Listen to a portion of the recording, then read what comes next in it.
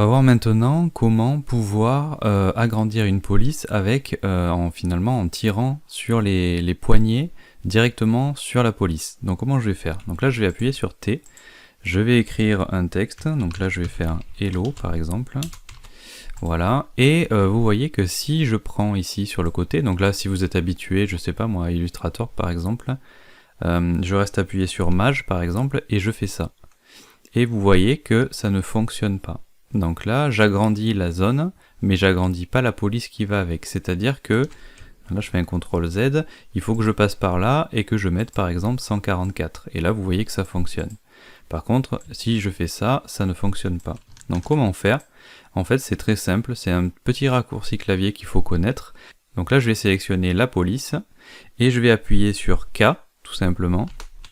Voilà, donc c'est vrai que ça ne fait rien visuellement, mais par contre, si je viens ici et que je reste appuyé sur Maj, avec Alt aussi pour partir du centre, vous voyez que je vais pouvoir agrandir comme ça ma police et la réduire. Et vous voyez que ça fonctionne bien. Donc là, je trouve que ça, honnêtement, enfin, quand on a l'habitude des logiciels comme Illustrator par exemple, c'est vrai que on a tendance à prendre comme ça les petits bords et vouloir en fait l'agrandir. Et quand on ne connaît pas ce raccourci clavier, on est un petit peu frustré.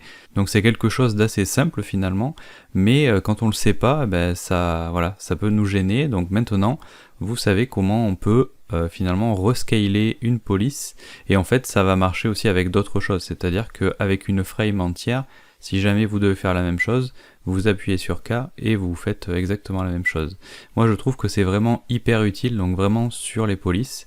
Et après, une fois qu'on a agrandi, mettons j'ai envie de faire un titre qui est assez, voilà, il est peut-être comme ça, voilà, là il est pas mal, et je reviens ici, et là par exemple je vois que c'est du 260,25, donc ça c'est pas terrible, mais par contre je vais venir comme ça modifier à la main la taille de la police. Mais visuellement je trouve que c'est quand même quelque chose, en fait en le grandissant comme ça, on arrive tout de suite à avoir le résultat qu'on veut, c'est-à-dire que par exemple si j'ai d'autres éléments autour, je vais pouvoir me rendre compte de la taille de police à peu près, alors qu'ici je vais devoir tester, c'est-à-dire je vais mettre 144, je vais dire oh, c'est pas assez grand, ici je vais monter avec les flèches, etc. Donc là je vais faire plusieurs tests, alors qu'ici finalement je vais pouvoir venir et augmenter à la taille que je veux, et ici venir rectifier le tir pour qu'on ait quelque chose de rond.